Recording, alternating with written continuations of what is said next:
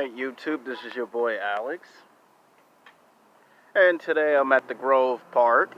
As you can see, I'm not going to show you what the location looked like because I did it last time in a YouTube video.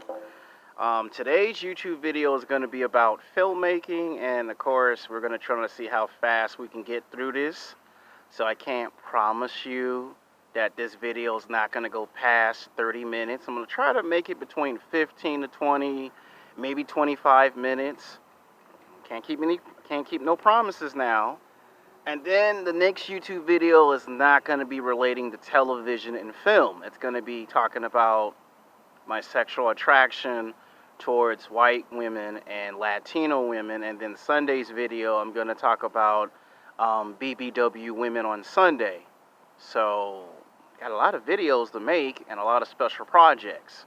And you do know that you might get 2 videos today, and then tomorrow we'll take Saturday off because I do write my scripts, and then maybe Sunday or Monday we drop that particular video. So, alright, now this video is going to be called Sex Game. Let's see, I think we're going to go with the top 11 film noir action films in film. Now, I apologize for the long, lengthy title. Some of the good names were actually taken, so I had to get very creative in this video. And I did told you in the future I would have to change up these titles so they don't largely offend men and women, young or old, black or white, because I have both sexes that watch my videos. Men watch my videos and women watch my videos. And the first person to let me know if I done something good or bad is women. So yeah, women watch these videos. You don't think they don't, but they do. So yeah, and you know how I do my videos before I start my videos, I give a shout out to people. So I want to give a shout out to this fine white girl that's having lunch right now at the Grove. You know, she was checking me out. She must have found me very physically, sexually attractive. You know, she basically gave me that look like, keep up the good work. You know, so got to give her a shout out. And then there was these 2 girls yesterday in the neighborhood that recognized me from my videos. She smiled and winked at me. So thank you for that. So I had some people that have been nice to me today. When people are nice to me, I give out a shout out. And then because they gave me a shout out, I will make a completely separated video that's not going to even be talking about television and film. Now, I still will be talking about women I find attractive, but I'll come up with a very catchy title to it. Sunday's video will be a blast. Alright, coming at number 11 is Black Dahlia. Now, this is something that happened like 57 to 60 years ago, right here in Los Angeles, California. A lot of people do not like to talk about it. And the reason why I put it on the list is because it is film noir. Film noir means it could be an action thriller, it could be a drama, it could be melodrama, it could be suspense, and of course crime. That means trying to solve crimes. Like Black Dahlia was supposed to be about 2 professional boxers that became police officers in the late 1920s, early 30s. It was like the golden age of Hollywood, you know, and back then, before they called it Hollywood today, they called it Hollywood Land. So there's actually another movie that actually associates, but Black Dahlia was like based on a true story, and I don't want to ruin the movie or tell you anything about it because I tell you too much about it and you don't want to watch the movie.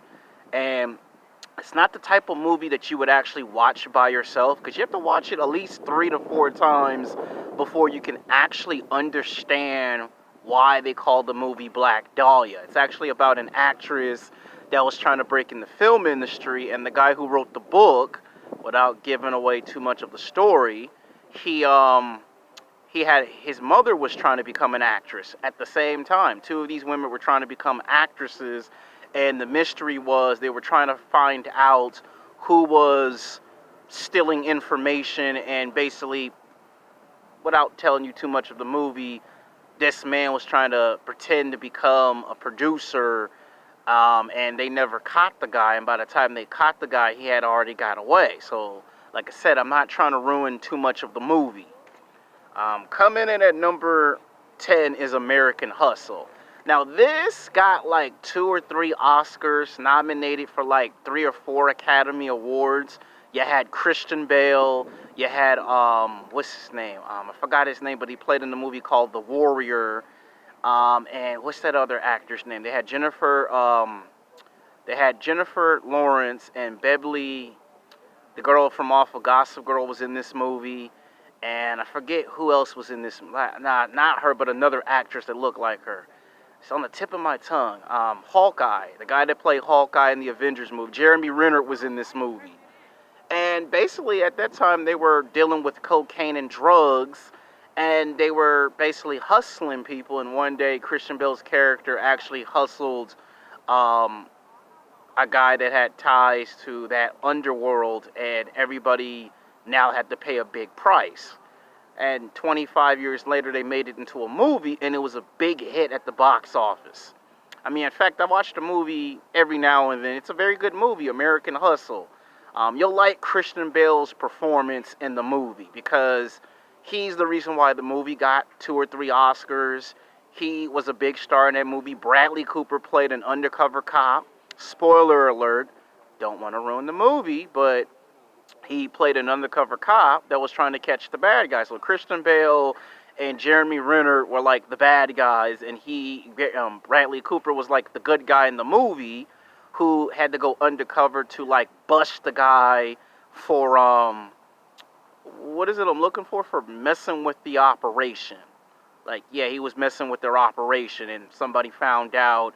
And you know how in those movies they say don't snitch, right? Well, they had a snitch, and the snitch got prosecuted. And when he snitched on all the criminals ended up going to jail. And basically, the moral of the story is be careful who you become friends with, because you don't know what might happen when you get with the wrong crowd. Like when I was in high school and college, I always wanted to hang out with the popular kids. And this movie brought me back to that period where I didn't know who my real friends was. So I think the thing that you get from the movie American Hustle is know who your real friends are. Because if you don't, there's a price to pay.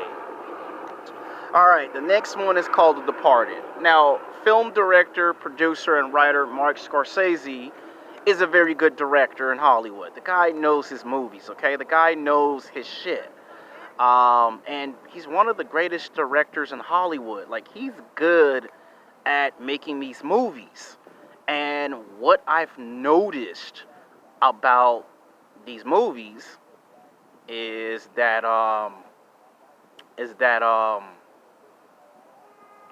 what I would probably say is that he's the type of person that makes this movie called The Departed. Now, it is about the Irish gang in Boston, and they had a lot of stars in this movie. Like, I've watched this movie like 10 times because it's very well written, very well directed. Whatever camera he was used, it was shot. The way he put the movie together is hard to do in today's filmmaking, because the style that he was using with the filmmaking, like, he took whatever the period they was in, the 1960s, the 70s, the 80s, whatever period that story took place was based on a true story. He was able to bring those natural elements to life. You got Jack Nicholson, a living legend. You've got Leonardo DiCaprio, Matt Damon. You got Charles Sheen's father, Martin Sheen, in this movie. You got Alec Baldwin. You got Mark Wahlberg. You got a big all-star cast in this movie.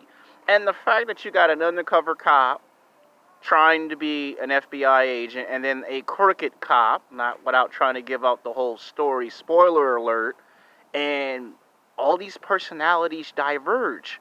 And it's like we never get a chance to see what happens in other cities and states, because a lot of the big cities like New York, Los Angeles, and Chicago always get highlighted. But we never knew this type of shit was going on in Boston. Like, Leonardo DiCaprio's performance in the movie was box office gold, because he played the character to its perfection. Mark Wahlberg was great. You know, he played the guy that you don't expect. You know, Alec Baldwin was classic guy, great on screen. And then you had Martin Sheen that could play off of any actor in the movie. And Jack Nicholson played like one of the most classical villains in the movie because you never suspect all these characters in the movie. So that's pretty good with The Departed. Coming in at number 8 is The Town. Now, this is a movie that should be higher on my list. You got my boy Ben Affleck, who started his directing debut in this movie.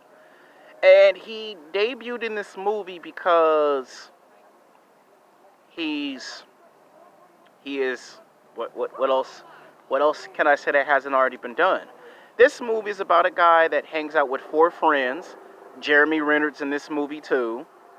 And Ben Affleck is this guy his character who goes in and out of prison, and he doesn't realize that his past comes up to haunt him when he tries to change his life. And basically, to make a long story short, he end up falling with the wrong people, and he gets caught up, and you can see how it all falls apart. But it's a good action drama because it takes the elements of people trying to be rich and famous, but doing it the wrong way.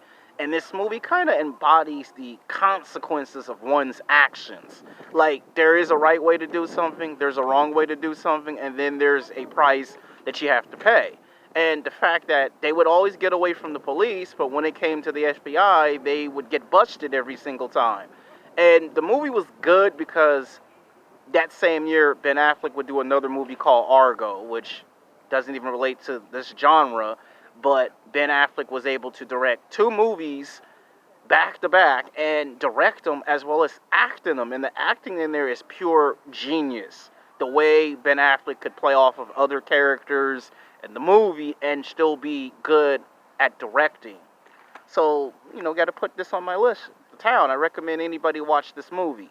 Alright, coming at number 7 is Public Enemies with Christian Bale. Once again, Christian Bale does these types of films. And let's not forget my boy Johnny Depp. Now, Johnny Depp embodied Dodge Dillinger because back in that time frame, nobody suspected somebody to, rob money that fast. Like, the way he was doing it, it was unheard of. Like, again, we always think of places like New York City, Chicago, Miami, and Los Angeles. We never think of Boston, and we never think of Indiana. And this was like the 1920s, early 30s, and he was untouchable. Like, they made like at least 10 to 15 movies about Dodge Dillinger. The way he would just come in there, crash at the bank, take the money, and disappear. And the fact that they brought in the FBI, because that was the only group that could stop his reign of terror. And the fact that the movie was good but didn't get a good critical reception was because it was supposed to focus on the elements of film noir, because it came from that period. He loved the movies, and what they realized is that made him human. Even though he was the bad guy and you knew what he did was wrong, it brought some human qualities. And the fact that Johnny Depp actually transformed himself into Dodge Dillinger was a good style of method acting, because he's showing you what an actor has to go through 7 days a week, 24 hours a day, 365 days a year, and the way he brings out the chemistry of the character. Like, he embodies the character. Like, when you watch the movie, Johnny Depp disappears and you actually see Dodge Dillinger. And the way that Christian Bale was able to compete with that and bring some of his qualities to the movie, this movie came out. I actually saw it on the day it actually came out.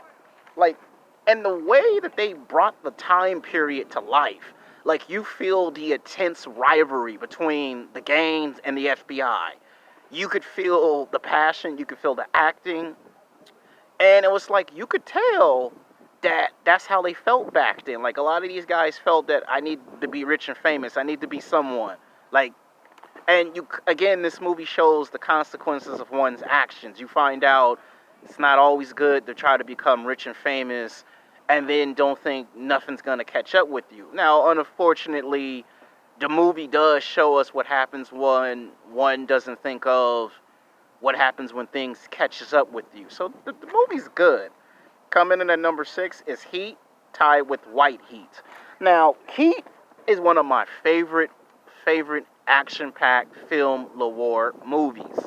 You've got Robert De Niro, Al Pacino, two of the world's greatest actors face to face on the big screen. Like for almost 20 years, people kept saying, why can't we get Robert De Niro and Al Pacino in the same movie at the same time? They had worked with the same film directors, the same screenwriters. They came in the game around the same time. They were big. And finally, we got a chance to see it because they had did movies before, but not actually together. Like you look at the Godfather trilogy, they were in that, but they did not exactly have that many scenes together. And this movie kind of gave us that feeling, what would have happened if these guys met around this time frame. Like Heat is like a story about a guy who has ties and connections to the underworld, and basically he wants to do one last score. Before he can do that one last score, he had to basically free himself from his past. So you felt for Robert De Niro's character. While on the other hand, Al Pacino's like the good guy. He's been on the force for 20 years. Before he can retire, he wants to solve this one last case, and this gives him redemption. So it's hero's redemption versus a bad guy's past. And you get to see the two characters have this one moment where they sit at a table and they talk about life, how life put them on this path. You know, the path of the hero, that's what you see when you see Al Pacino's character. When you see Robert De Niro, you see the humanity of the character. You see a guy that feels like he was robbed of his life. Like the things he could have accomplished but never could because of his past. On the other hand, we have another movie called White Heat, which is black and white. When I was in film school, I actually saw that movie like 4 times. Like, out of all of the movies, they don't give this movie the most respect and credit. Like, they really don't.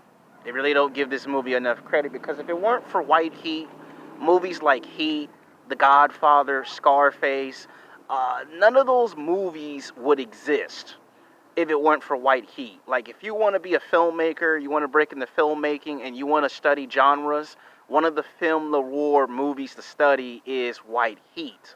Because, you know, there's that classic story of the hero versus the villain. You know, the bad guy gets all the good girls, and the good guy is somebody that has to, you know, work up to stop the bad guy. And the fact that the good guy had to, like, question his humanity when he went undercover. Am I a good guy or am I a bad guy? Like, if you watch Training Day and you watch White Heat, they're almost exactly the same movie. The difference is it's like Training Day in black and white. Because you're looking at the quality of filmmaking back then, and the villain says, I'm on top of the world, Mom, and no one could stop him. Why the good guy had to question his insanity in what I'm doing is right or wrong just to stop a bad guy.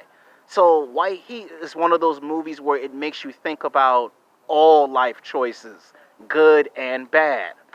All right, coming in at number 5 is Casino. Now, Casino is my dad's favorite film noir because he loves Las Vegas, he likes gambling, he likes horse racing, and this movie has a lot of that in here, but it was about a guy who had a bad past.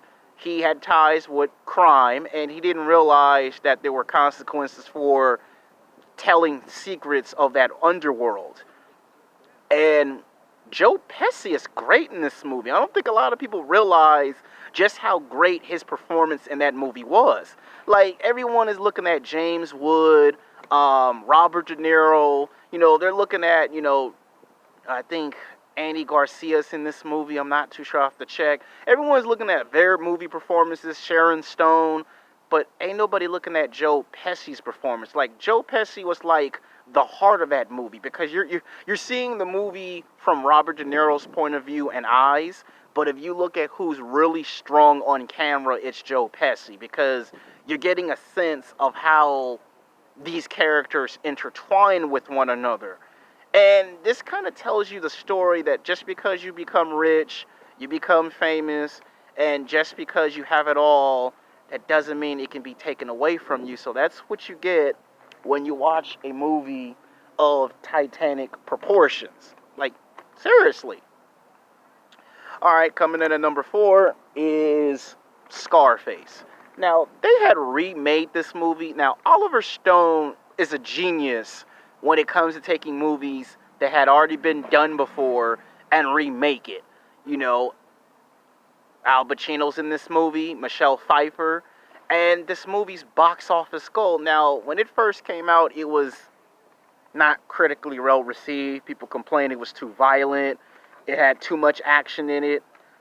People complained that all it talked about was drug distribution. But what was good about Scarface is that it taught you about drug distribution, how drugs travel back and forth between South America and the USA, and how drug smuggling became popular in the 1980s and 90s, and how you had to catch drug cartels. And this movie kind of showed what happens when you don't realize that if you're not paying attention to what you're doing, you can get a consequence. You know, but Al Pacino was genius playing Tony Montana. And the fact that everybody loves their favorite quote in this movie, you know, and 25 years later, all of a sudden now it's critical reception because everybody likes the movie. And when people like the movie, they like the movie. Coming in at number 3 is The Goodfellas. This is like one of my favorite film awards. It's another Mark Scorsese film. Now, Goodfellas has got Robert De Niro, Joe Pesci, and Ray Liotta.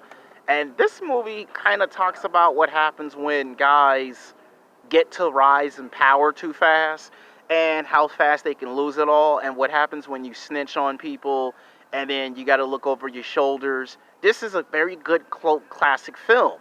This right here was kind of like on the same level as The Godfather. And so much stories comes out of this movie that you could have made a part 2, you could have made a part 3.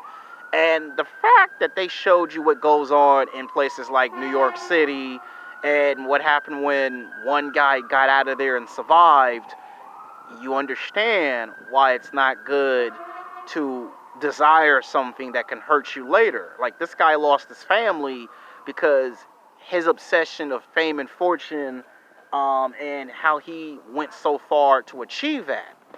Like, how far are you willing to go to get something just to lose what you worked so hard to get in the first place? So that's kind of the moral of the story that you get from Goodfellas. Coming in at number 2 is American Gangster. Now, this one kind of showed what happened when Frank Lucas became a black man to get into organized crime, and how he figured out how to do drug smuggling, and how he had changed the structure of everything. And when he was doing what he was doing, nobody at the time thought a guy of his stature could go from graduating high school, going into the military, to his rise of power in such a short period of time. And then the fact that he could get information on police officers, FBI, and the fact that Russell Crowe was able to play that underdog, that hero that has to be the one to stop him because no one else will. And the fact that Frank Lucas ended up having to switch sides, and the fact that this movie was so powerful, it was like a lot of people was cheering for the bad guy than to cheer for the hero. Like, most of the time it's always cheer for the good guy, but when you watch this movie, you feel for Denzel Washington's character, Frank Lucas, who's a real person, because look at the struggle he went through. He had to, come from nothing and then come to rise in power, and as soon as you come to rise to power, you now have to like pay attention to what you're doing because everybody wants to take a shot at you. And this movie kind of shows what happens when you are a black man and you get to your rise of power. You need to be careful what you say and what you do because you don't know who's watching, who's talking. And the fact that they took the same title of the documentary and then turned this into a movie, it's like it took almost 22 years to get this made into a film because nobody in Hollywood wanted to touch this movie. And the fact that Denzel Washington did the movie gives the movie its credibility and its weight. And the fact that in 100 years, nobody done what Frank Lucas had done. And the fact that when you watch the movie today, you still understand what type of significance the movie has. Coming in at number one is The Godfather. Everybody loves The Godfather. My dad liked this movie. Now, which one? I would probably say he likes the very first one with Marlon Brando. God rest his soul, rest in peace. It's a masterpiece. That very first film is talked about even 50 years later today. You know, it's got books, comic books, video games, posters, t-shirts, and it's played a lot on the AMC channel. Now, I like Godfather Part 2, but I like Part 3 because I like that scene where Al Pacino says, just when I think I can go away, they keep pulling me back in. And that movie launched a bunch of careers. Andy Garcia, Robert De Niro, Al Pacino, Joe Pesci, you know, a lot of names were in those movies. A lot of actors, a lot of actresses. And they only made 3 films. And to this very day, no one has never remade the movie. That's how perfect this film is. The soundtrack, the way it was produced, written, directed, put together. It was the only trilogy of its time, and it has not been nothing before or since its run. And no movies matches up to it. Like, yeah, movies like American Gangster and Goodfathers is on that same level, but there's been no movie to surpass it. So that's why it gets number one. So these are my picks of film Noir. Until next time, peace.